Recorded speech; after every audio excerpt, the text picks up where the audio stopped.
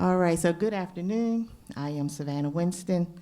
I'm Director of Programs here at Greater New Hope Church and Ministries, and we welcome you here on today. Greater New Hope is a minority outreach and technical assistance vendor, and as part of one of our initiatives, we have been asked to host a community conversation. And what we decided to do this year was to bring in an audience of aging men and women, and we wanted to just have a conversation and share resources that would benefit you. So I would like to bring forward our facilitator on today, Mr. Bishop Dane Andre Coleman. He is the pastor, overseer of this awesome establishment here for over 30 years. He is an awesome man of God. He is a mentor. He is a true leader. He's served in many capacities throughout our communities here. And today, he is going to be our facilitator. So welcome, Mr. Dane Andre Coleman.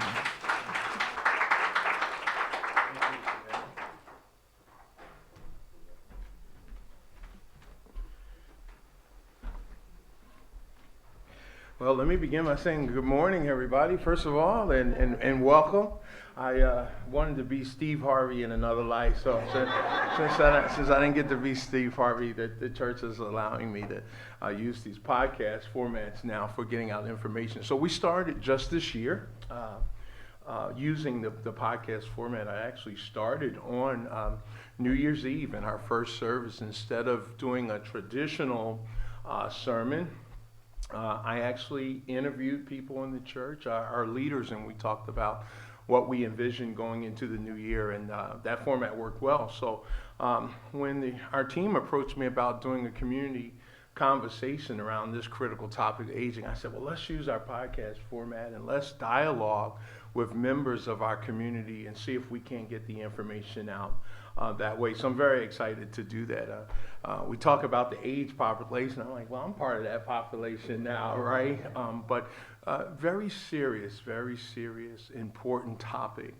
How do we understand the needs of our community, our aging population in terms of their general health, but also today we'll talk a little bit about their mental health opportunities and what resources are available in the community. So very excited to have some of our professionals, our business professionals, clinical professionals, medical professionals here with us today to help us with that dialogue. Look, this is really open. I know the lights are down a little bit. It's sort of our podcast format. So the lights are up real high. People focus on the audience out there. It just kind of makes it a little warmer. But we want you to feel comfortable and want you to feel free. If you have questions as I walk through this process, to certainly ask those questions. So y'all ready to get started? Yeah. All right, one question already. What's a podcast? All right, so a podcast is just a format where you use mics like this, almost like in a radio interview type process. So instead of someone standing up as a regular facilitator behind a mic, it can be presented in several ways. Today we're taping this. So we're actually doing a podcast where we're taping this format, and people will be able to go back and replay and hear and listen to this. You can also, sometimes when we do it at the church, we'll record it, but we also do it live. So we'll use a social media platform where people who may not be able to be here in person, but they can look at it on a social media platform, and sometimes we use a live audience. So it just gives a platform that you can present the information either by taping it or a live audience or use of social media. Does that make sense? Yeah. All right. I tried to look it up, but I still didn't understand it when I looked it up. Listen, thank you. It's a great question. Though I got millennial daughters, right, and all the young people. Our church, the biggest growing population of our churches are young people. Actually, they use the podcast format all the time. In fact, it was my daughter suggested, Dad, you need to do podcasts. And you know what? I asked them the same question: what's a podcast, right? And so they brought me into the 21st century, and so we're trying to do the same thing with our church. Just another creative way to bring forth information. All right, so let's get started. I want to welcome to the stage two people to join us. We're going to begin today really with talking about some of the mental health resources and opportunities that are out there in our community. So please join me in welcoming to the stage Ms. Akima Copper And also Miss Michelle Bolden-Hammond. If they would both come and join me. And these mics swivel, kind of just get comfortable to it and get your mouth close. Mr. Therese Carroll's here in the background controlling the audio visual, and he'll make the necessary adjustments that you need. But chairs go up and down, mics go up and down. Just be very careful, all right? All right. So let me do a little bio introduction first. So Miss Akima Copper, who I'm very proud to say is also a member of our congregation. She and her husband Lloyd, she is a mental and behavioral health case management specialist, long title there. She has over 20 years, 2 decades of experience in case management and 5 years of behavioral health. She currently works for the Neighborhood Service Center, which is, many of you know, a community action agency here for Talbot County. Akima is a great liaison for community resources in the Mid-Shore area. And Akima, glad to have you with us today. Thank you. Thank you. And then we also have with us Miss Michelle Bolden-Hammond. She serves on the Maryland Health Commission. She has over 25 years of experience in the behavioral health industry. She currently works for Caroline County Health Department. She is an author, a singer, a motivational speaker, a life coach, and stress management specialist. I might need to talk to you about that stress management piece there. Michelle's also an expert in non-traditional therapeutic wellness services. So we're very happy to have you with us here also. You're welcome. So y'all ready to get this podcast started with Yeah, me? we're All right, ready. let's give them a big round of applause. So I know what your bios say, but in layman's terms, tell us what you do. What is it that you actually do every day, and help people understand your expertise? Keem, I'll start with you. Okay, thank you. So for me, every day I'm basically a liaison, an advocate for persons who may be experiencing some mental health concerns. And what I do is link them to resources in the Mid-Shore area, in the community. So if they need services in Dorchester and Kent, Queen Anne's, whatever, I will make the connections for them and then be the go-between, like a bridge, so to speak, when they cannot advocate for themselves. So they will use me as a person to be like a network person for them. Excellent. So networking opportunities and an advocate in a lot of ways. All right, awesome. Michelle, same question for you. Tell us in layman terms what you do. So layman terms is I'm a server first. That's what it is. In the roles that you have as me as a therapist, as what I do as a clinician, what I work in the realms, I'm a server. I'm here to help those who cannot help themselves, and I'm also here to educate, because again, education in mental health is a strong advocacy for me. Because again, why? One, I have people in my family who suffer from mental health. I have people who have traumatic experiences who have suffered from mental health. And it's because of those experiences, it has sheltered me to be a server to help those in that realm. Very good. Thank you. I appreciate again you both being here. So let me just throw out this question for either or both of you. But we know that May is Mental Health Awareness Month. And I think what I'd like you to do first is how do you define mental health first, and then share with us how we can navigate mental health services. And I'll say it from this standpoint, with a lot of the tragedies and other events happening in the community, you hear a lot about the references to mental health, and sometimes, you know, we don't want to talk about it. It's almost taboo. But I think it's important for the audience and those who will view this later to understand how do we define mental health, and then how do we navigate those services. Who wants to take that first? I'll come back to you this time.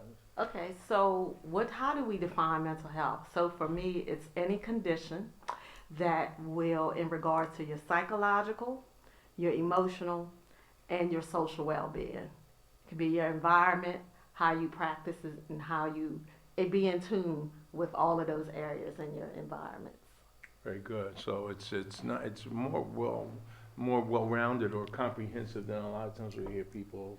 It's just not things that goes on in the brain. Exactly. It can actually be some of your environments that you be in that triggers other things through other effects for your brain. So environmental impacts as well. Environmental impacts. Again, as you look at TV, can we all agree? It's traumatic to look at TV. Sometimes. As Pastor just said, you know, what are we hearing? We're hearing so many of shootings, and what do we hear about people? It's because of mental health. Because again, as you leave here today, that is one of the things that I will ask that you be more addressed to be an advocate for mental health. If someone needs it, please find them the resources to get it. And if, this can help. And it's a stigma. We know it's a stigma because nobody ever wanted to say, raise your hand if we had an Uncle Joe Bob who was in the house. They say, oh, Uncle Joe Bob, he just does that. Yeah. It was a mental health condition. Yeah. It's hidden. It's those type of things. But we got to stop hiding it and address it. So that's what I want for you guys to get out of today. That's awesome. And as part of the church community, we want it to be okay to talk about it. We want to provide a safe environment where it's okay to have this critical conversation. Same question, Nakima. How do you define, what would you add to that definition of mental health? I just put a couple just keywords for me. I think of mental health. I don't really like to use the term mental health. I like to say your emotional well-being. And then I think of mental health as being your thoughts, your feelings, your relationships, and just your social cues. So I think of it the opposite. I know everyone here today is of the age of maturity or seniors or so, if you would say that. But I think about it in terms of infancy. So think about a child, think about a baby, and think about when a baby's needs aren't being met. What do? They cry. Yeah. So what happens when their baby is crying? What is your reaction at that point? To do what? To care for them or to give them something to soothe themselves. Exactly. So we do that by giving them what? A pacifier, a bottle. If you give a baby a pacifier, what is happening? Their needs are being met. They're being able to soothe themselves, right? So I think of mental health in those terms. If you're an adult, you're having an issue, you're crying, your needs aren't being met, at that point, it's the same thing. But I think the stigma is gone because when you think about children, you don't stigmatize. Yeah. When you think about someone who's an adult whose needs aren't being met, we tend to stigmatize. And then we've always thought about persons who maybe have chronic mental health. Just like if, say, someone has a diabetes diagnosis and someone says, oh my God, they're going to get their leg amputated. Well, no, that's a chronic solution to that. You know what I mean? It's chronic. But if they monitor their blood sugar levels, if they walk 30 minutes a day. So to me, mental health is just another portion of ourselves, but it's the emotional portion of ourselves and how we try to soothe issues that we come in contact with or come face to face with. So that's my layman's term. No, very good. Yeah. And awesome perspective. And I think, as I try to process and learn from you both, so what I heard, we should be focused on someone's emotional well-being and that it's okay, the same way you would soothe a baby. Yeah. I got a 3-week-old granddaughter, so I've seen that in action recently, right? And then I think what I learned from you, Michelle, is that there are environmental factors that can trigger, impact, influence, right? That same well-being. So it's awesome. So as we begin to create this safe environment where we remove the stigma, how does someone navigate mental health services? All right, I'm raising my hand. There's someone that myself or someone that I know that needs this assistance, this help. Where do they start? I think you can start at your primary care doctor. So I think when you go in for your physical and your well checks, I think if you have something that you're struggling with emotionally, I think you should bring it up there. When you're there, they're doing your blood pressure checks or what have you, you can say, I just haven't quite been feeling myself lately. I'll speak from personal experience. When my daughter left to go to college, that was a huge transition for me to get used to not having my daughter there. I struggled with that. I'm like, what do I do with myself? And just trying to learn about myself again. That's an emotional change. Would I have said that I needed a mental health diagnosis? No, but I did feel the emotions of having an empty nest, if you will. Yeah. So I think that's normal, and I think we have to get used to categorizing mental health as just a normal part of who we are. So when you're at the doctor and you're getting your blood pressure checked, you haven't been feeling well, you might want to say to them, what would be something you suggest to me? Maybe perhaps getting an appointment at an agency to speak with someone. Medication's not necessarily needed most times at all. Just the fact of having someone to listen and help you problem solve, some teaching strategies for you. The same way if your baby was crying, you wouldn't just give them medication. You would actually hold your baby and soothe your baby until their needs are met. They might need to be rocked to sleep. You just might need to have someone listen to you just to soothe yourself. They have lots of things now. They have weighted blankets, keeping your temperature cool. I mean, those of us who are going through the change now, I have to admit, I'm at that age where I'm hot sometimes, and I'm cold, and I'm hot. I won't touch that one. But all of that is like your emotional regulations, and that's part of mental health. And I think people always focus on the chronic part of it, but it's not just chronic. It's just a regular day-to-day life stuff that we go through that can give us an experience of just a heightenedness sometimes. Like she said, you turn on the TV, that will heighten anyone.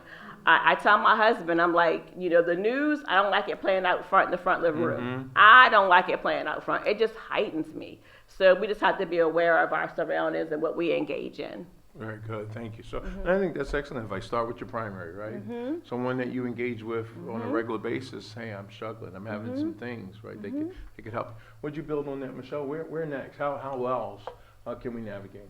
So again, there are resources and tools as the therapists use. As Kim, you brought up an excellent thing. So if you ever want to go to your physician, maybe they are not, if they're asking you those questions, there are like different assessments, pH9, all those different things like that. Those are like your checking off. Well, how have you been feeling blue? How sad are you? Or how many times you are feeling this? Talking about your sleep. So it could be if you're sleeping too much, too more, it can also lead to that you may be in a little slight depressive state. So then, as she said, not everything might need medication. But let me stress, if it needs medication, it needs medication. Believe me, I'm a powerful lady, believe in prayer, but some things you might need a medication for. Not saying that it necessarily, but also therapists. Now we know there has been stigma in our community, in our African American community, that, we don't talk about mental health. Am I right? It's always been something that we have put aside. It can go away. Well, some things can't just go away. Or you can't, the other thing is, I'm a believer in prayer. Trust me, I know about prayer. But you just can't tell somebody who is in a depressive state to pray it away. Because clinically, it has to be assessed. And we use resources, which is this big book here, to give us the diagnosis that we need, what is called the DSM-5-TR. They might be changing it again. This is how to treat what may be needed for your mental health disorders that you may be experiencing. I think it's a great answer, right? So we've got two perspectives. One, start off with your natural health care provider, but then sometimes you may need that great specialized assistance, and you may need to be assessed. And even sometimes it results in medication. And I think from a spiritual standpoint, the way I try to lead our congregation, I have lots of conversations with people about their health, right? After 30 years of pastoring, there are times when people are talking about health transitions and things. And the way I try to get people comfortable with accessing the services is, look, God created the doctors. Yes. Right? And He created the doctors. He gave them the skills, the skill sets, allowed them the education and the learnings, and the aptitude, that ability to help teach us and coach us and make us better. So it's okay. It's okay. It's okay to go to the doctors. If you need medicine, it's okay, right? We believe in prayer. We believe in healing. We believe in all of those things. But you also have to use the tools that I believe God put on earth for us to get better. So. And can I say one thing too? Yes. It's okay to say you're not okay. Wow. It's okay, because not every day is an okay day. Can we agree? Every day is not an okay. It could be something in the pause of the day can transform your mindset. And it's okay to say you're not okay. If you don't learn something else again today, it's okay to say when I'm not okay, but then it's also where to get help. We have different, it can be little private things where you can call into the crisis hotline. Don't be afraid for those numbers. Have them out in your sanctuary for those numbers. Put them on the back of your bulletin. Those are some other things tools that I talk, when we talk about being the church. Yes. When we really talk about and edify, talking about being the church, are we really being the church? Put those numbers on the back of your bulletins. It's okay to talk about your announcement, but that may help someone when pastor can't be called or elder can't be called. Yes. Those are some of the resources that you can have just sitting out around to help someone. It's excellent advice, and I know we got some of our administrative team here, so I'll ask for this Sunday. We will advertise. We will put it up on the screen. We will.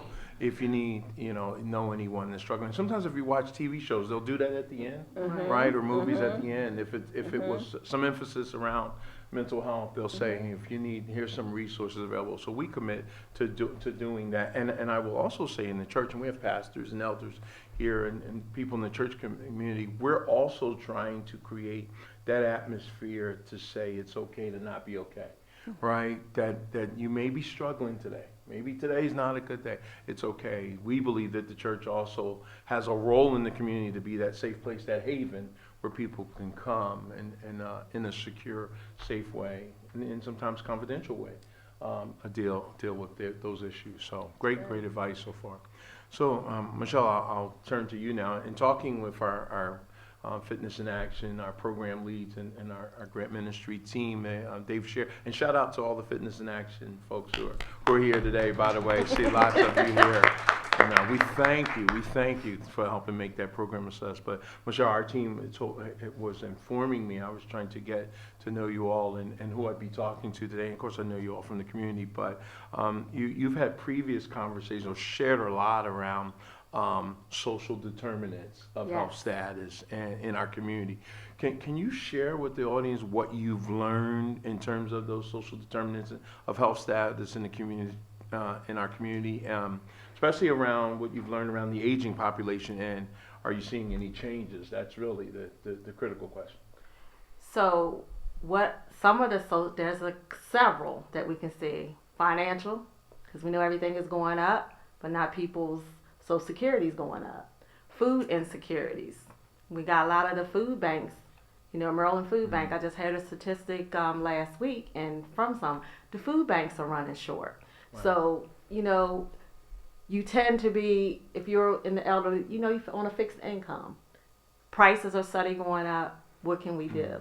So, like for our adult daycares and just thank God that they're available, because sometimes it might be a meal that someone may not have had. So another social determinant of health that we see is just the cultural competency in how to navigate the system with getting the resources, not understanding the resources. And I know everything is moving to this electronic way, and God knows when this artificial intelligence comes, who's going to be here to help the elderly? So those are some of the things that, even in this rural community, transportation is another thing, problem that I see. But that's why, as my role in the Health Commission, those are where I want people to start telling me these things, because I can take that back for these bills to get passed on transportation here, on here to get more services. Because again, gotta be realistic. Artificial intelligence is coming. You might as well say it's here, because people can't even work their cell phone. So who's going to be culturally competency to be the resource for those of the population? That's what I see moving. Well, I mean, that's pretty positive, pretty powerful statement. And to think about, we don't always process. Some folks their priority is having food, right? Some people have a fixed income, and having available money, right, could be a determinant. It could impact, right? I just think that's incredible. And then we've all seen, right, while it's a good thing, the enhanced use of technology, but sometimes some of us seniors, right, we struggle with keeping up with the technology. I'm getting there, though. I'm getting savvy.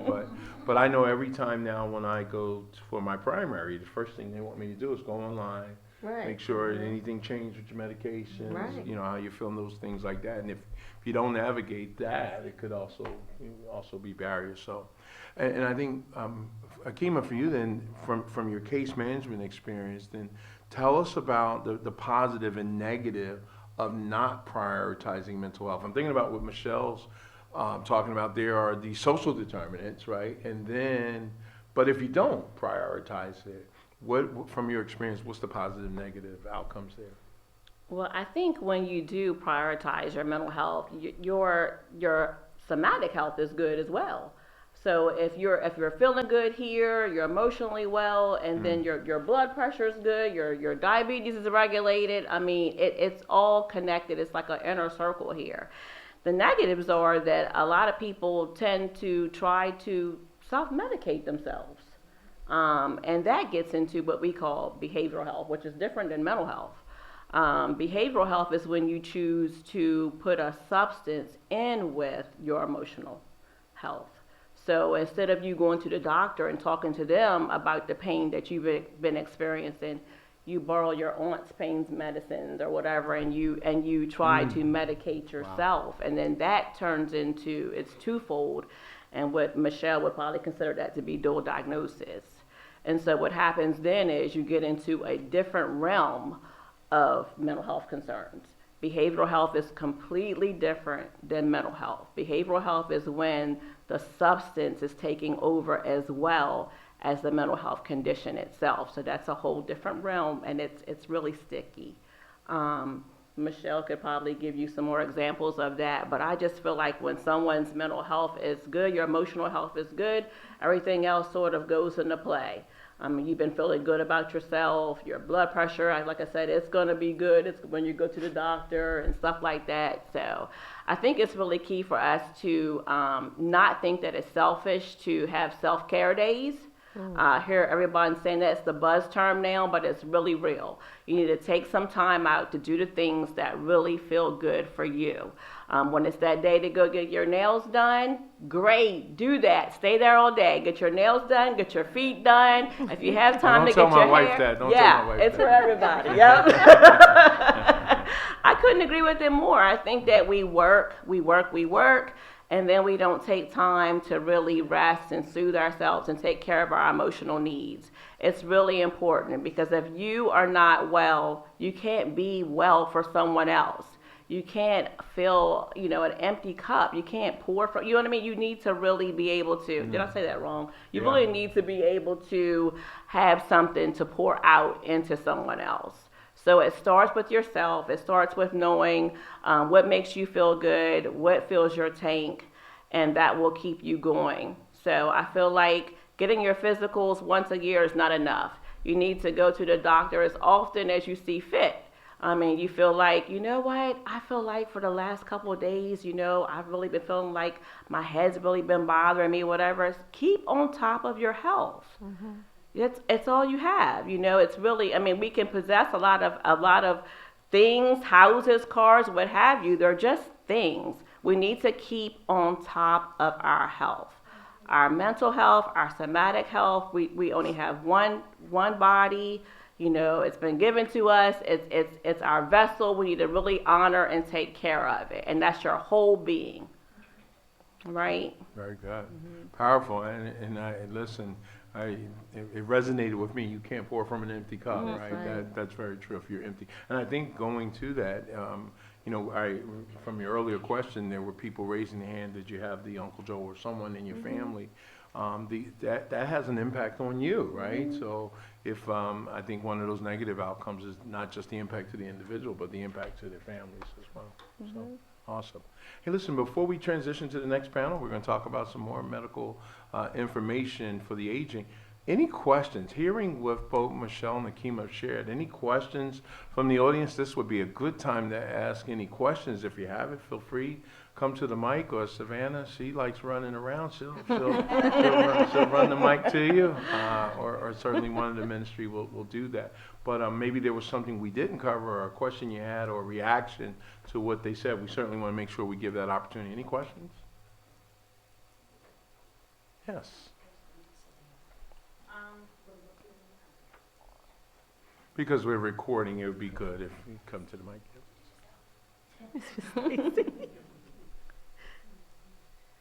Hi, my name is Stacy, and I work with Shore Strategies, and we are a community building. And a lot of the issues that you've brought up, we are finding in the community. We do collective impact, and we're giving voice to the community, to the Yes. agencies that may need to change policies in the way that they do things. One of my questions is, have you found it to be more men? Have more men come forward with mental health, or is the disparities more with women than men, or is it about equal, if you've noticed? That's a great question, ladies. I'll yield to the professionals here. So from data perspective, for men, men oftentimes have more serious emotional concerns, and they oftentimes think of stuff so concretely that some of their solutions that they try to go to are more permanent.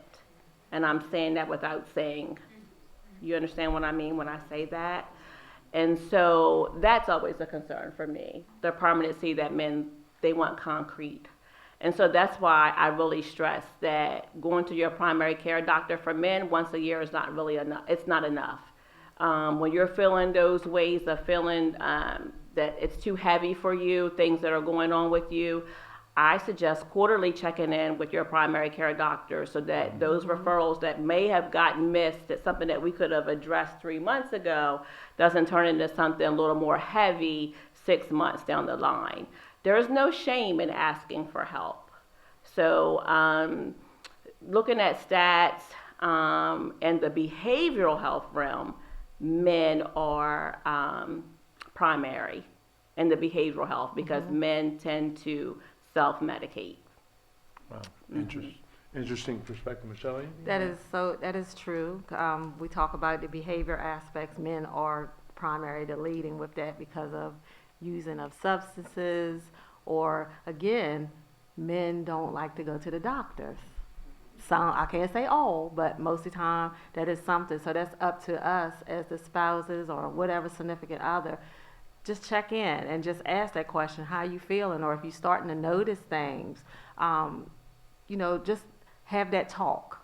There may be someone that you can lead me to get the help that I need sufficient. But far as for the women, a lot of it is dealing with a lot of emotional depression.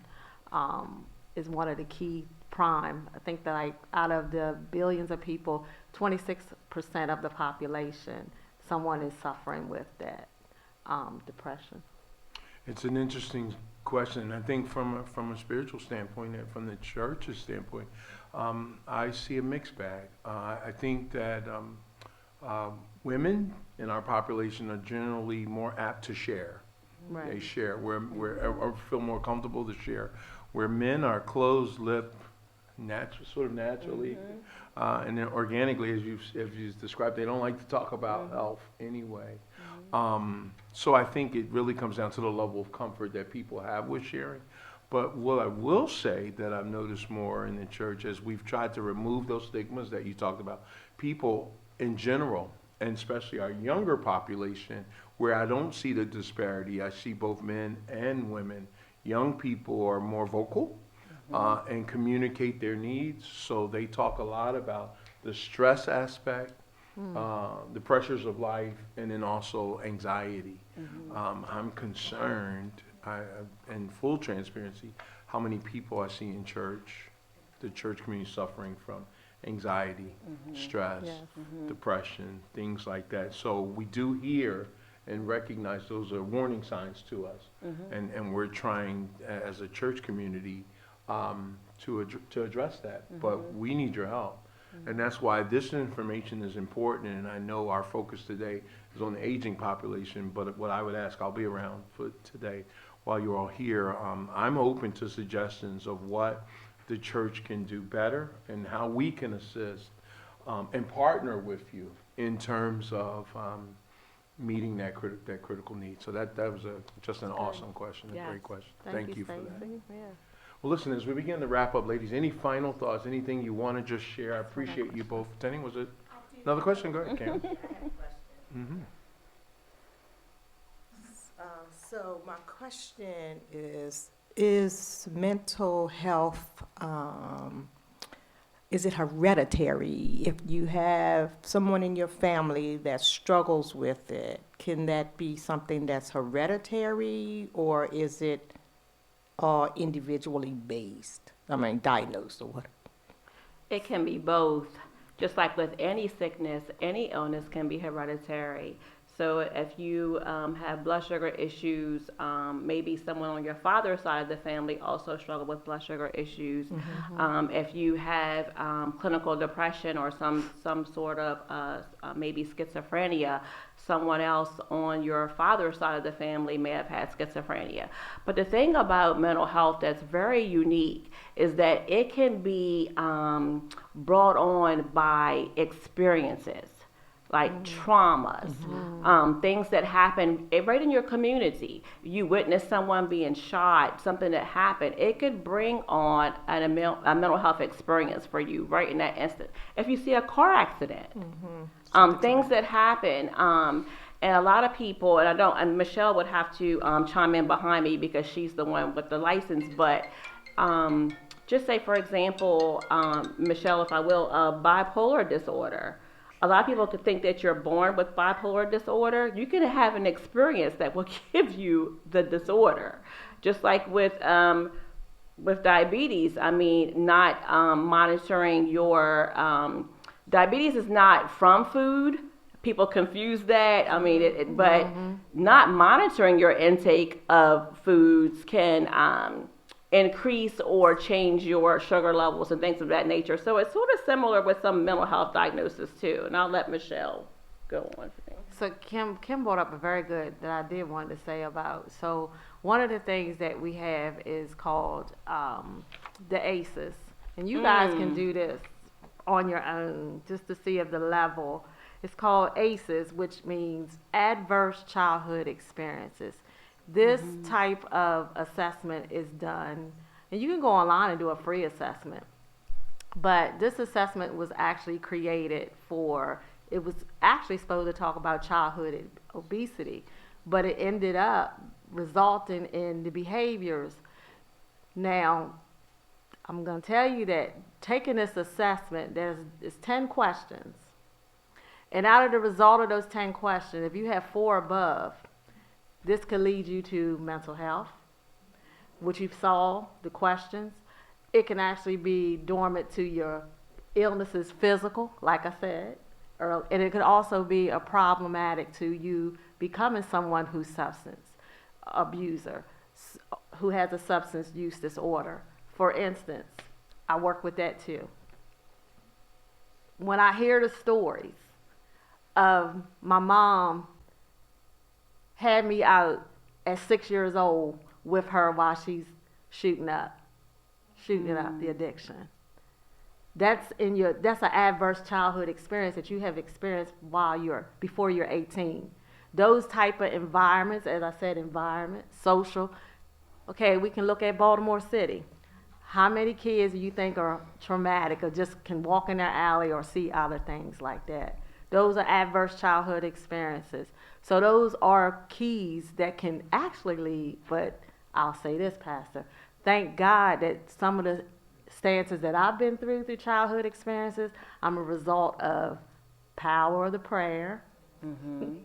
That is not what it's going to be, and that's not the outcome. It's just if you have those valuable of knowing what your ACEs were, and I mean, it goes to, you have to do the question. I actually do that research too. Yeah, it's 10 questions, and most people, I think it's before the age of 8 years old is what they're looking. So from 0 to 8 years, what experiences has someone had at that point in your life?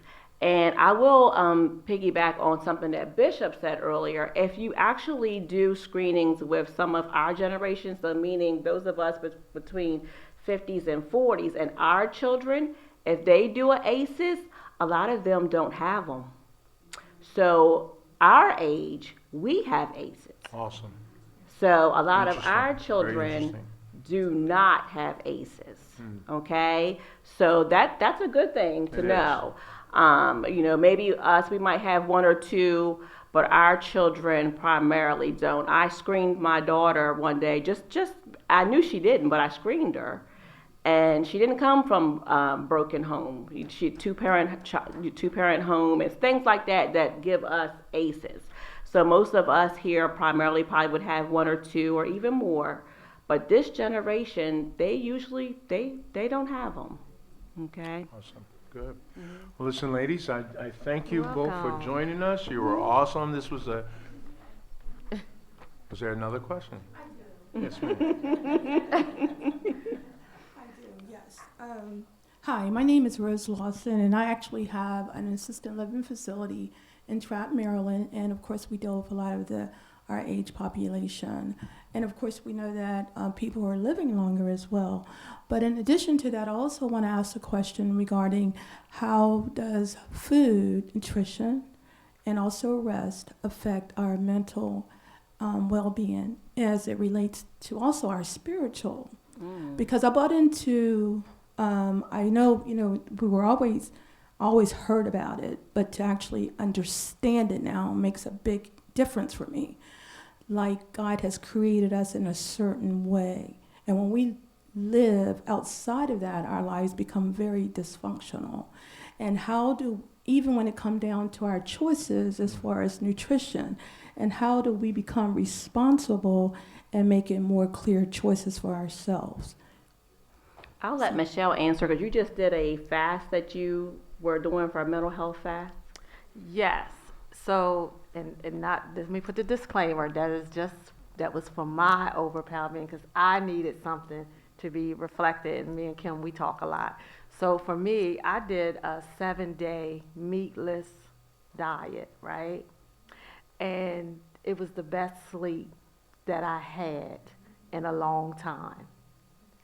And I'm a self-care, holistic practitioner. When you talk about self-care, that is like a realm of mine. Now, I will touch and say that some people don't believe in it because they consider it, some of it, new age. But for me, in the therapeutic realm, using the sound bowls, now I'm just going to put this disclaimer, I'm not telling you go out here and get any, but that's your choice.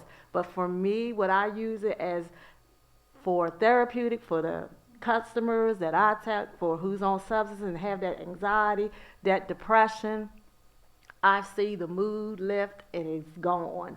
And I often reference it to the lyre that David played. Was that not sound that calmed that spirit? I know what my intentions are. My intention is to help you heal. So if I have to use this lyre of this sound, which is natural frequency from crystal bowls, it helps alleviate some pain. It helps uplift the mood. It helps a whole lot of health benefits. And you can actually get the better sleep. Now, I just shared another holistic. I went into a flotation device a couple Sundays ago. Wow. With a floating with magnesium, Epsom salt. 10,000 pounds of Epsom salt in a 10-inch pool. I can't swim a lick, but I ain't fearful. But I totally floated. It totally just being in that deep conscience of self-care. It helped me with the better sleep. I went to the doctor yesterday for my diabetes. My A1 levels have dropped. They were 10, they're now to 7.4. Congratulations. So those are the modalities. We just have to be educated. And if you know who God is within you, there is no premises of you being fearful of things, because we say it on Sundays. He's our rock. He's our fortress. He's our resting place. If I'm carrying that inside me and I have to use those sound bowls. I know what I'm doing with those. It's just bringing the natural frequency. And that's another topic that we have to talk about, Pastor. When you're talking about stress, you have to look at the frequencies. There is so many healing frequencies, and that's just natural sound, theta, beta beats that can promote healing, to your mind, your body, and your soul. And one of those holistic other things is prayer, meditation. I'm just saying, we are the church. It's time for us to stop knocking and giving the devil so much credit. Because I believe God made everything is good. Awesome. It's okay to clap. It's okay to clap. All right. Well, listen, ladies, I want to thank you both. Certainly, I've gotten therapy today sitting here talking with y'all. And to address your question, just from a spiritual standpoint, the Bible is full of reference to the power of rest. And so from a spiritual standpoint, we teach that all the time. Rest, self-care, all of that, it's important. And we got Lee Marquez coming up, who is a medical professional. She specializes in wellness. So we'll ask Lee to address that question on rest as well, too, as soon as she comes. All right? Would you thank my first panelists? Thank you, ladies. You were awesome. All right, if this next panel, it was great, and I know we're standing between you guys and some nutrition later, but we are going to get our next panel in, so I'd like to introduce them. So I'd welcome at this time Lee Marquez and Savannah Winston both to join me on.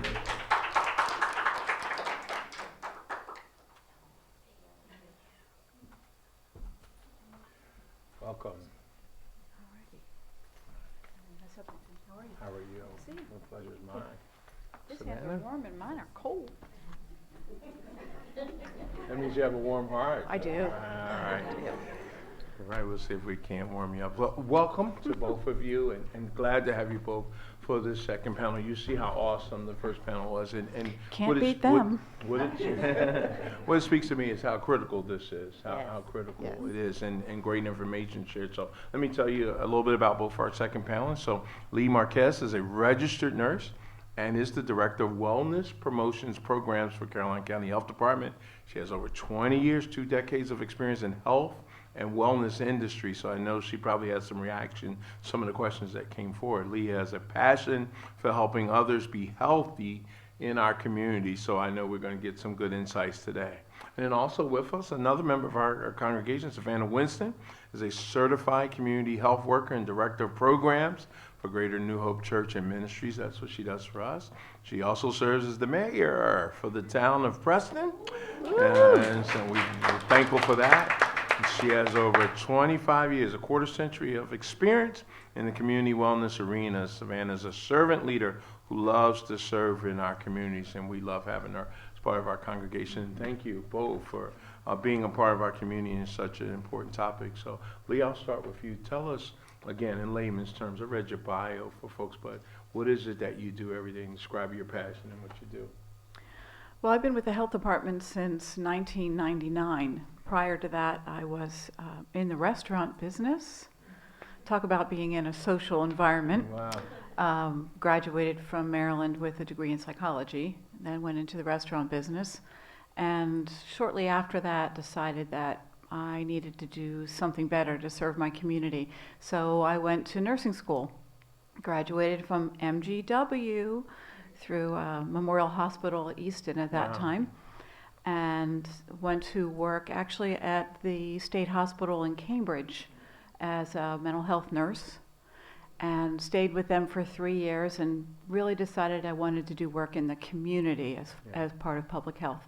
So that led me to the health department, and I worked with not really early Head Start, but the early Healthy Families programs, and we did home visiting with women and children up to age 2. So I really learned from Lower Federalsburg up to Templeville, this county, because I'm from Talbot County, but I actually know Caroline County a little bit better than Talbot now, because I've been here for so long.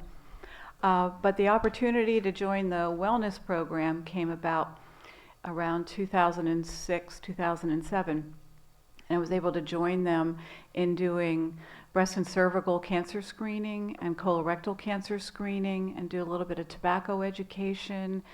And then over time became the director for those programs, and fortunately got to work with Laura Patrick.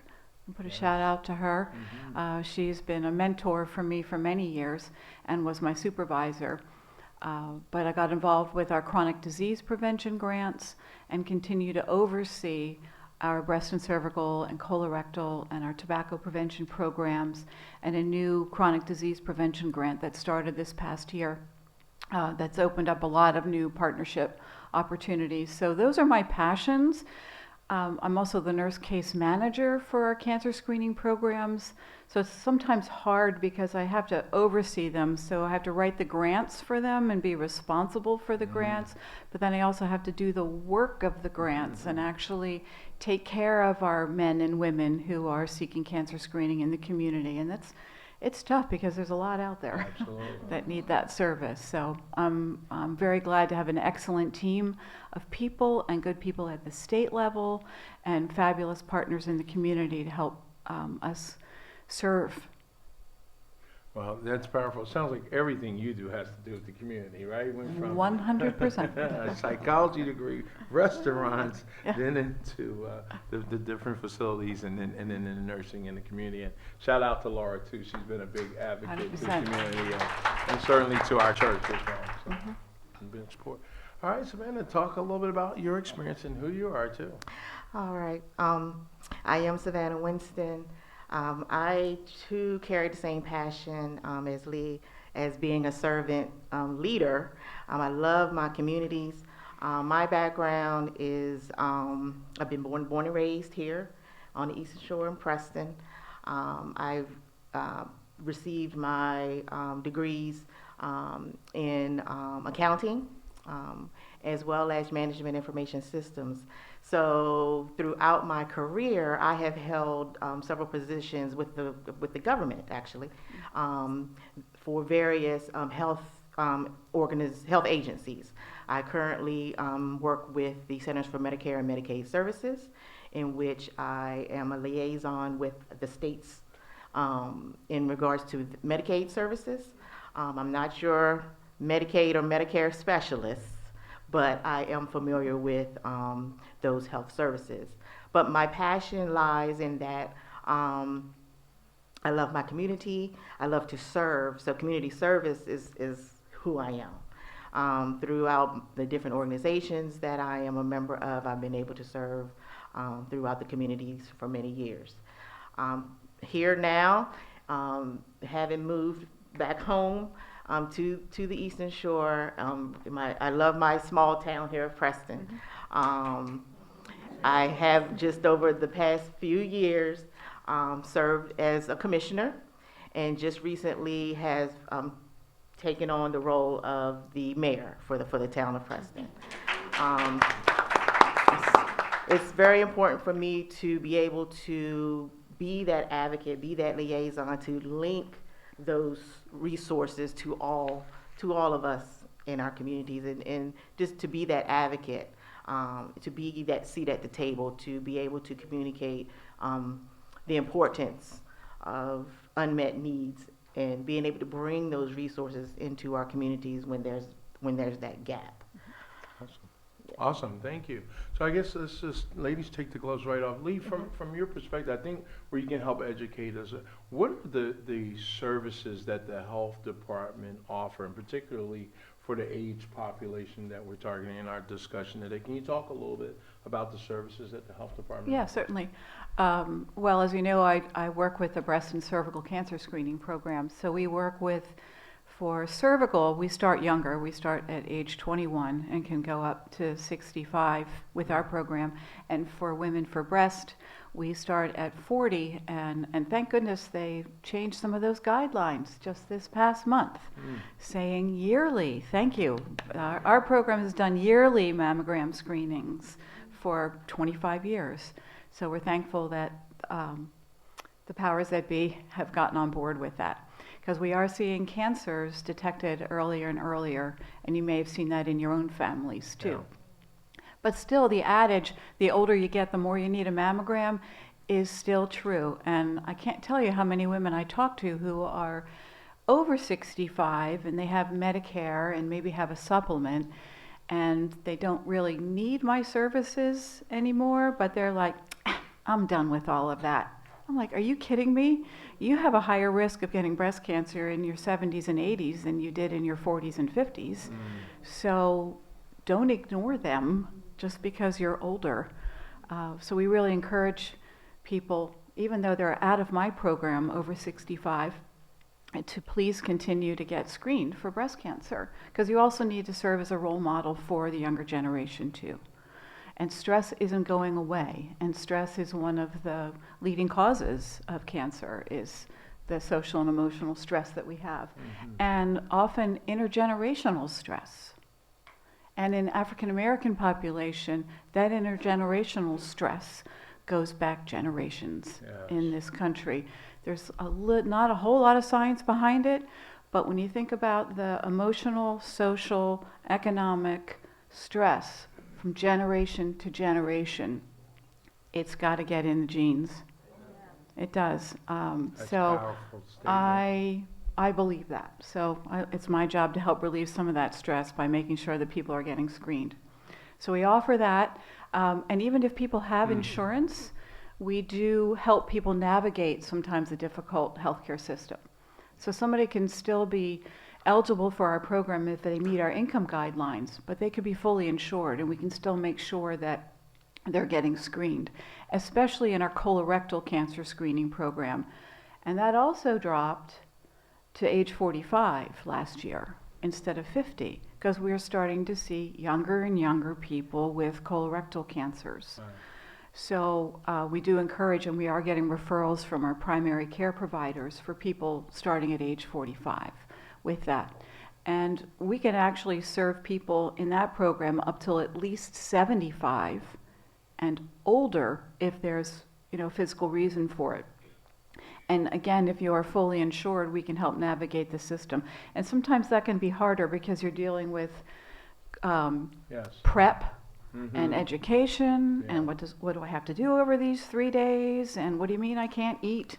It's a lot different than just getting a mammogram done. Getting colorectal cancer screening is a little bit more involved.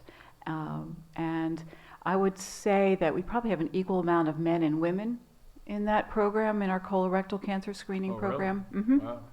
But not as many African Americans as I would like to see. And same from our breast program. We have a mandate this past year to increase the amount of African American and Black women and men to be screened for cancers. So I'm all about continuing partnerships within our health department and within the church and our whole MOTA organization to help increase our cancer screening for African American and Black population with that. I have a large number of Hispanic women in my breast cancer screening program because they have no insurance. So we're able to help them. I would really like to see that equal number in the African American and Black population. We're missing some of our Haitian speaking folk, and our underinsured and uninsured folk. So it with looks that. like we've got some work to do in Yes, our we do. community, right? Yes, got we some do. work to do. So we also provide tobacco cessation programs at the health department as well, and that includes both smoking as well as vaping, and have some good information at lunchtime on, it doesn't matter how old you are. We really want to see you, whether you've been smoking for 5 years, 10 years, 50 years, which we've had. Because it's the single best thing that you can do regardless of your age, to quit smoking, because it really lends itself to exacerbating problems with chronic disease, and we all know it can lead to heart attack and stroke, but it complicates diabetes and prediabetes. It complicates our vision problems, it complicates digestive problems, so it's the single best thing that you can do regardless of how old you are. We also offer in the health department itself, certainly a lot related to aging, and I know Carol Friend's going to speak to our medical adult daycare program that we have at the health department that serves this whole county. But we also have Upper Shore Aging, and there's senior centers in Federalsburg, there's one in Denton.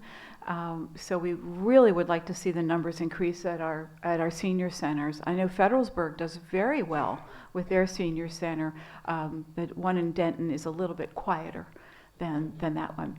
And they also provided me with some resources on aging from the senior center too, so I'm happy to share those with you as well. And that includes things like Meals on Wheels. And the health department also offers the adult evaluation and referral service program, which has ramped up this last year. We actually have 2 nurses doing surveys and hiring a social worker. So we're on top of that program. During COVID, as with anything, a lot of our programs slipped because people weren't getting screened, people weren't getting services.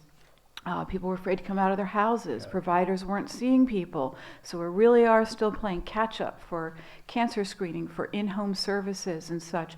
But everything's really pretty much at about 100% capacity. So we want everybody in the community to know that those referral programs are there now to get in-home care for your loved ones. So you can talk to us at lunchtime too, and Carol may have more information on that too, because they partner a lot together, those 2 programs, in making sure that our seniors are able to take care of themselves or their family to get help with them in home and not necessarily in a facility with that. Oh, thank you, Leah. Awesome, very comprehensive.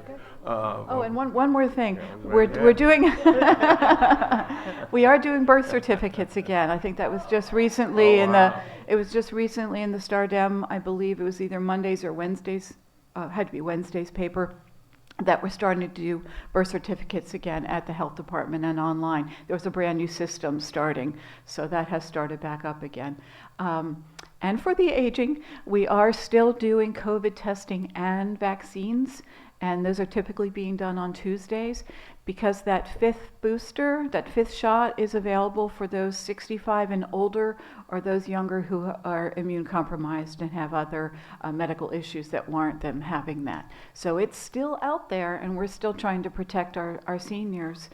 As you know, COVID really went through our community, it ravaged our community, and we all know somebody who had COVID. And most of us probably had it and maybe didn't even know it. And most of us who did, I was one of them, and I don't have what's called long COVID, but I have memory lapses at times and like fatigue that comes on quickly. And it's not because I'm of a certain age. I think it's because it was related to COVID and maybe just not picked up on. So I appreciate what you all say about taking care of your, mental health and social health and meditation. And I'll just add a tiny little personal note. One of my friends who does a lot of meditation, she said, go out and lie in the grass and look up at the sky, because we don't allow our feet to touch the ground anymore because our shoes don't transmit that energy coming from the ground. And if you lie down on the ground in a nice cool grass under a tree and let the energy of the earth absorb into you, it is amazing what that does. So that's just a tiny little meditation thing. So, and we might need help getting up off of the ground. But go ahead and take that 15-minute nap in the ground. Listen, you all are giving us some tidbits today. Humor goes a long way. It does. And I so appreciate you mentioning the COVID partnership, though, because I don't think the community could have made it without the health department during COVID when there was no place else to go. We were able to partner and steer people. And I counted, I personally gave over 3,000 vaccines Good for you. during that time. Yep. And I want to do a shout out to our retired nurses who still held their licenses and came back and fought it all the way through with us every day. Yeah. Awesome. I was getting a COVID shot in one arm, I got the flu shot in the other arm, and they were just, and kept us all going, kept us safe to it. But I also appreciate you sharing your perspective, and you guys also offering from your experience too, because in response to that question earlier, and that the other panel dealt with, I do believe there are some things that are generational. Pastoring here now 30 years, I've got 4 and 5 generations of members that I've interacted with over the years. We have, I've had members that are 100 years old, and then their great-grands were just born. We see certain environmental impacts and things that happen, and you said you believe if it lasts across all those generations, eventually gets in the genes. I've been trying to prove that spiritually for a long time, and I'm gonna say Lee said it, so it's got to be right. You know? Right, but no, Theory. but it's nice to connect the spiritual, the physical, the emotional, connect all those tangibles together. I do believe that that's happening, and this is fortifying that for me. And we This- do have our medical assistance transportation too, because as we were talking about social determinants of health. And in this county, because we don't have a hospital, we don't have a birthing center, we don't have great public transportation, that we really have to use our community for a lot of that. And we do have medical assistance transportation to take people to appointments, but sometimes that's a challenge too, because you're dealing with time constraints. Yes. So that's where church family, extended family comes into play. And if things are well planned, or you get your group together and says, okay, I need my mammogram, and well, she needs her colonoscopy, and let's get this transportation thing working amongst ourselves. So that we can assist people to get screened, because a half an hour away can really be the difference between getting screened and not. So Absolutely. Awesome information. Savannah, I'll turn to you now. I know that there's a new initiative, and I don't know a lot about it, but called 211. Yep. Can you talk about what that initiative is? I will. um, And before I get to that initiative, I just want to say how appreciative I am of this conversation that we're having. Being one that does a lot, Bishop tells me all the time, you got too much. And I have friends that get on me for self-care so that I can care for others. I really appreciate this conversation. And then Kim, hearing you say that our children don't experience a lot of the ACEs, that resonated with me. I just took my son away, to travel so that we can have our self-care and downtime, so that he has good childhood experiences and that he has less opportunities for those ACEs to come along. So we just landed last night coming back from California, San Diego. But we spent the time by the water, watching the boats come in. It was very relaxing, very soothing. Did you take your shoes off and get in the grass? Well, he's a pool person, so we spent time by the pool, or at least I was by the pool. He was in the pool. And just having discussions and talking and communicating, because I'm concerned about him as a young man, just turning 11. His mental health and his mental well-being. So I really do appreciate this discussion on today.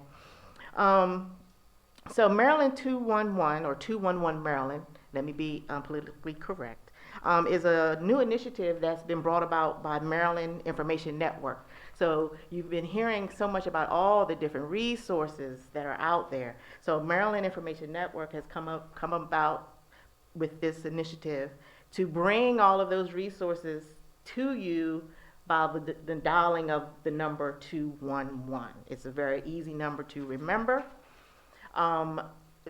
This will alleviate those phone calls that go to 911 that are like non-emergency type of situations. So 211 Maryland is a connection to essential resources throughout the state of Maryland. And those type of resources that you have access to could be for food. You've heard about food insecure. You may be having some shelter or home emergencies. You can get assistance with utility assistance, your mental health, financial assistance, and a whole lot more. Transportation. You can dial this number. You'll connect with a specialist. They will ask you some basic questions about your unmet needs. You will provide them with your zip code, your phone number, and then they will be able to assess and connect you directly with those resources that you would need. So it's all right there for you at the drop of dialing 211. Awesome. There's also an aspect that you can do, this is for our newer generation that likes to text. There's even a text messaging feature. You can text your zip code to 898-211, and you will receive a message back. You can ask your questions to the specialist via your text message, and then they will continue to walk you through the process to get you to the resource that you need. So I think it's an awesome, timely resource. And I hope we can share this, Awesome. in our bulletin Yeah. on Sunday. Oh, you got the slide already done. Throw it up. And yeah, we're going to throw it up. And so 211, it's easy to remember. All right, thank you for sharing that information. Mm-hmm. Lee, you mentioned a lot about the colorectal screening, the mammograms, tobacco cessation, a lot of those. Any other help, what, from your perspective, you're seeing in the county, other top health issues we need to be concerned about, and any thoughts around prevention? Well, I mentioned earlier about this past year we were awarded another form of our chronic disease prevention grant, which ties in tobacco as well, because as we know, as I said earlier, that tobacco leads to a lot of complications for people with prediabetes and diabetes. So it's a grant that's working together. And it's still in its infancy, and we're hoping 2024 will provide for some more partnerships and some more education and mini grants. We do provide mini grants to any of our partner organizations and some, little small startups to help prevent tobacco usage and vaping in our youth. There's a lot of more youth groups these days too, which I'm very glad to see, and we love to partner with them. In fact, we have a youth group working with us in tobacco enforcement, where they actually go out to the retailers and provide the education to them. So it's a gang of kids going in with their T-shirts on to talk to them about not selling to them under the age of 21. Wow. It's great, and I think we can learn a lot from our youth, and I think that we can empower our youth to do a lot. So it's really enjoyable for me to see that. So for our chronic disease prevention, we partner with the local area health education center, and they are actually delivering the National Diabetes Prevention Program for us. We used all of us from the 5-county Midshore area, all contracted with them to do this. So it would be one program, it's online, and it's self-paced too. This is a long-term commitment, and when you can self-pace it, it's awesome. We would like to, as well, try to bring back an in-person DPP program again. So maybe look for that in 2024, because I think that the in-person is necessary for a lot of people, because they're not online and they don't do well with necessarily talking to somebody on the phone, or they need that in person. Someone had asked, what is a podcast? Who asked that? What is a podcast? What a great question that was. Because if you go to your phone and you look at all your apps, there's a podcast app. And Greater New Hope, I'm sure, is right on there. And that's really what it is. It's connecting through that little phone. So for our chronic disease prevention, we're hoping to link more people who have been diagnosed as pre-diabetic into a diabetes prevention program, so they can keep that A1C down and keep from moving into full-blown diabetes, where they might actually have to be medicated a lot more than just with like metformin, or they may need to use insulin. We'd like to kind of keep them from getting there. And for the most part, good community like this, and getting to and keeping at a healthy weight, and figuring out I don't like using the word diet, because the word die is in there, and it's just healthy eating habits, and just kind of changing what's been cultural for us as well. And it can take 6 months or more to change eating habits. So you can't just say, 2 weeks later, I'm done with this because it's not working for me. It's like trying to teach a child something new. You got to give them a new food like 12 times in a row before they say, hey, I actually like garbanzo beans, or whatever it may be. But we have to give ourselves that grace too, that it does take a long time to change our eating habits, change our exercise habits. Savannah knows that. I mean, she's been doing fitness in action now for several years, and it sometimes takes somebody being in that program like 3 or 4 times before they kick it in, and they're like, I'm exercising 4 days a week, and nobody's asking anybody to do anything drastic. We're in it for the long haul, whether it be quitting smoking, getting to a healthy weight, having more healthy eating habits. Don't start chewing those gummies thinking you're going to lose 100 pounds in a month, because you're going to gain it back the next month. There you go. It's that slow mindset changing, developing some good habits. Give yourself some grace, allow you to gain those 2 pounds and then lose those 3. But as long as that meter is slowly going down and you're feeling better about yourself, that is the goal. If you feel better in your clothes, but you're still 20 pounds from your goal, that's all right. You feel better about yourself. You just keep on going. So we're trying to work on programs like that too, for just developing healthier lifestyles, but know that it's not going to happen overnight. Awesome. Many things weren't built in a day, right? That's right. Including our bodies, and we got to love them every day. So, Awesome. so look for some more mini grants and some more opportunities in fiscal 24 for chronic disease prevention and tobacco Awesome. prevention too. Thank you. Savannah, as Yeah. we think about partnership, Yes. how does collaboration? It's obviously you ladies know each other. Yes. You guys partner. A lot of folks work together. Talk about that. The community partner collaboration can help. Because what we've got to do is close this gap on access for the aging. So talk about the partnership. So this is where I'm very passionate about, and thank you, Lee, for opening the door. As she mentioned, the grant. So Greater New Hope has had grant partnerships with the health department for many years. Just about 5 years ago now, we applied for the Minority Outreach and Technical Assistance Grant, which is why we are here today. Through this grant program, we coined what we call Fitness in Action. And I do want to take a moment to introduce my team. We have Loretta Jackson. We have Karen Taylor.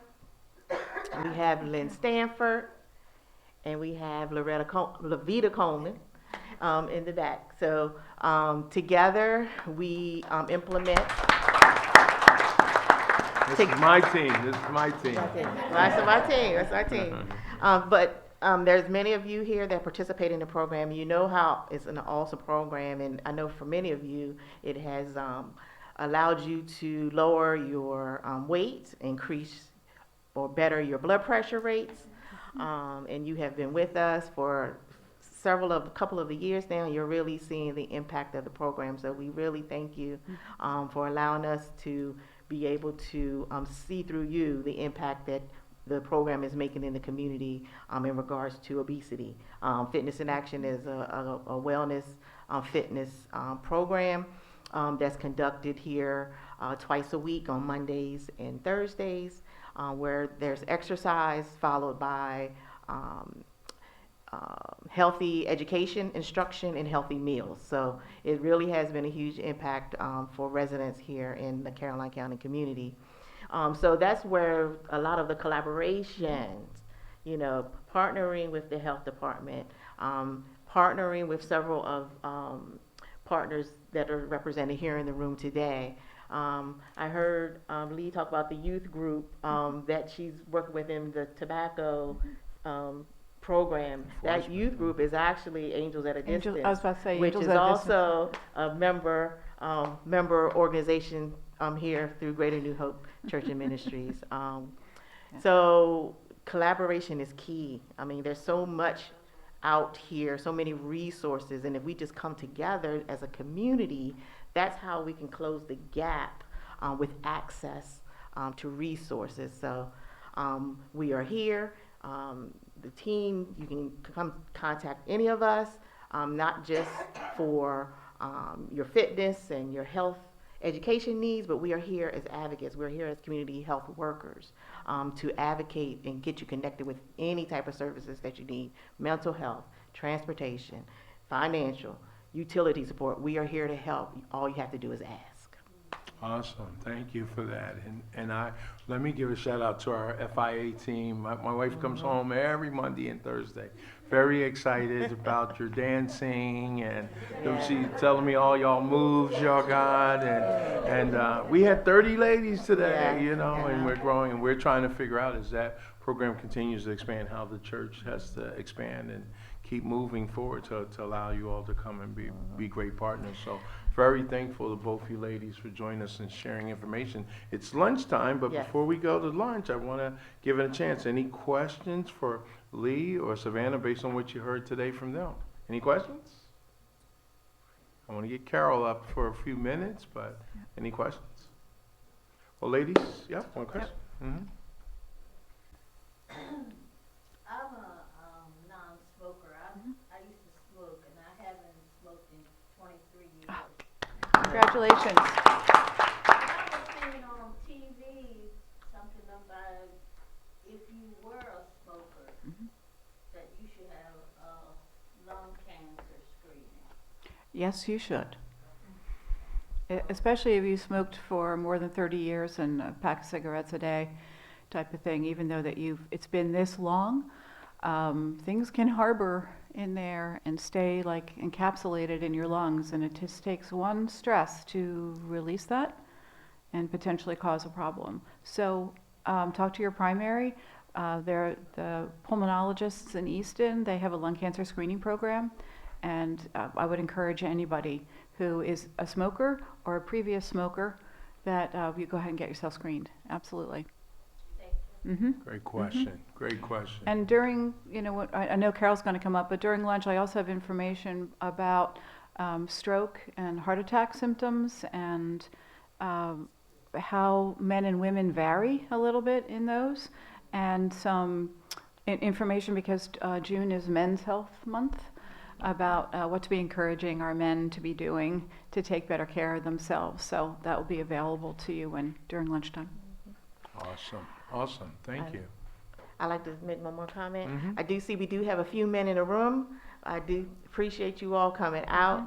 That is one of the gaps that we have, is reaching our men to make sure that they have access to the resources that they need. So if you all have any suggestions on how we can reach you, we would really appreciate hearing that. And then also, I wanted to mention that for the town of Preston, we're also implementing an initiative called Preston Connect. And so what that initiative is that we'll be opening the town hall for resource specialists to come in. So you'll be able to have access in person. You'll have the availability to come to the town hall when needed, where you can have the people right there for you. So we're calling that Preston Connect. So just know that resource is going to be available as well. All right, awesome. Well, listen, while Alicia, Carol, would you mind allowing Carol to come and share? Yep. Carol, come on up and come in. Miss Carol Friend from Caroline Medical Adult Daycare. Let's thank our panel. Thank Lee and thank Savannah for joining us. Well, Carol, welcome. Well, thank you. You get the final say today. I'll try to be brief, and I will be brief. No, Thank you. we're excited to have you. And I was appreciate not what you prepared do. for this, so Yes, but they told me you were here. I said, let's get her out there. So I'm please- happy please- to answer any questions Please share that I what can you help you do with. and what I am a social worker, and in Denton, in Caroline County, we have a medical adult day service program, and it is in the health department. I also do the same thing in Kent County, so if you can't reach us in Caroline County, I'm in Kent County too. And we try to serve the in-between Queen Anne's County also. So everybody says, what is a medical adult day services, or what is medical adult daycare? How is it different from adult daycare? How is it different from senior center? The medical component of that, we have RNs that work there. So the RNs there are doing procedures that maybe your loved one needs while they're there. The big part of medical adult daycare is that medical component. The vitals are done, the information is shared weekly, the information is collected weekly, the information is shared with their primary care physicians monthly. That communication between that primary care physician is done at least every 120 days. Our RNs can also administer medication and do any type of procedures that your loved one needs while they're there. Maybe they have need wraps for some skin irritations, skin breakdown. It's a medical facility. So that doesn't mean anyone can come. It's the social component also. My part is, as a social worker, the caregiving aspect of things for those caregivers. So that's a respite for caregivers. caregivers always say, well, what does respite mean? If you're taking care of your loved one, or you're helping out with your neighbor, or you have a friend who you notice that's stressed out about caregiving for someone that they're concerned about, the respite is if that person that they're caring for can come to us 2 days a week, that means that caregiver has some self-care time, and we talk about self-care a lot Right. at medical adult daycare too.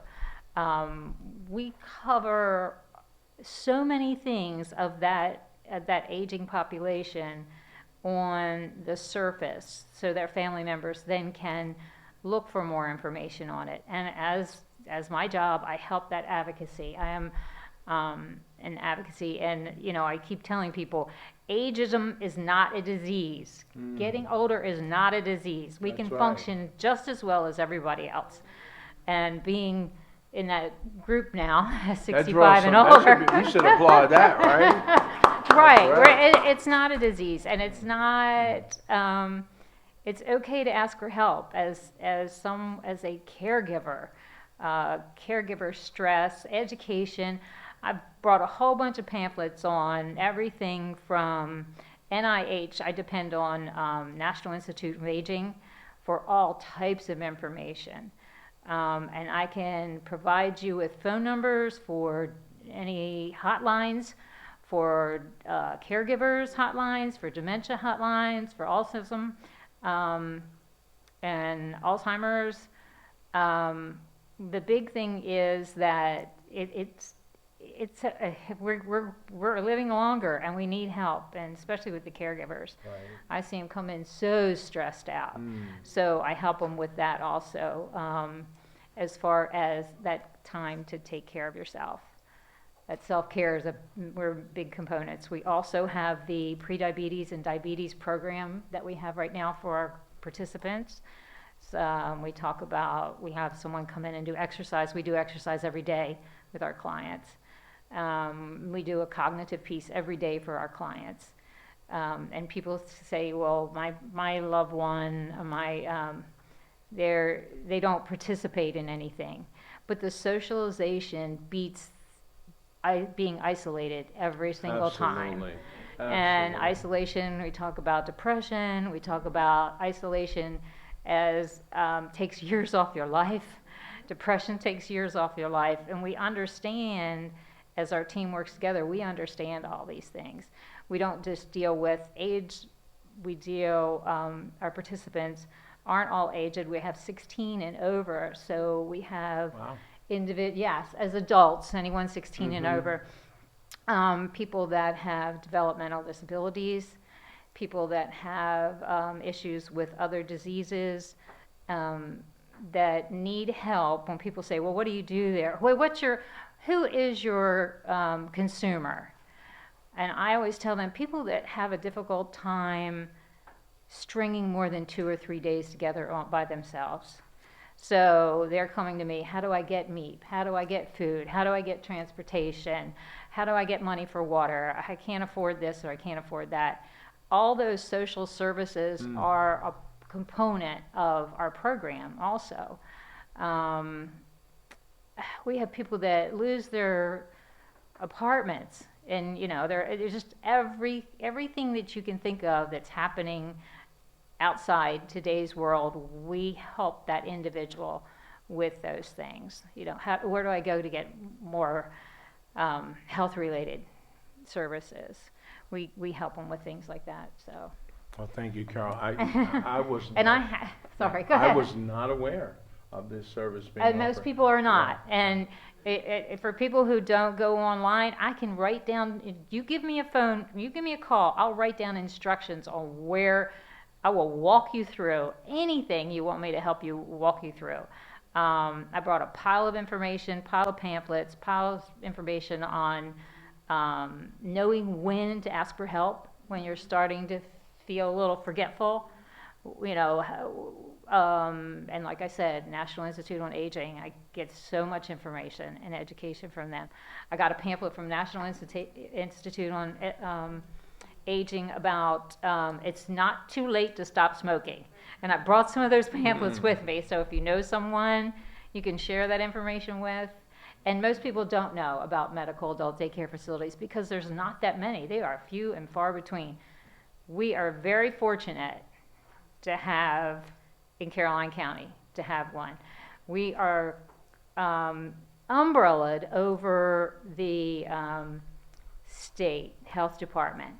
There are 2 in the state, 2 medical adult daycares in our Maryland that are in that situation. Oh, really? Caroline's one and Kent's the other. Wow. And they're only 2 that are umbrellaed under the state. Awesome. Yeah. Well, listen, this is great information, and I would encourage everyone, please take advantage. Carol Talk has to everybody. information, Lee has information, others have information today. Great information sharing. Will you join me in thanking Carol for joining us Thank you. here today? Thank you all. And thank you for being there right in I time, hope you too. come by and grab something from me. All right. And would you please join me in thanking all of our panelists today for this exciting discussion, community podcast. And so we are done. I think they're ready for lunch, Fitness in Action, ladies. Is that correct? All right. And I believe we're going to be transitioning now into our fellowship hall and be able to receive lunch. So thank you all again. We're glad to have you.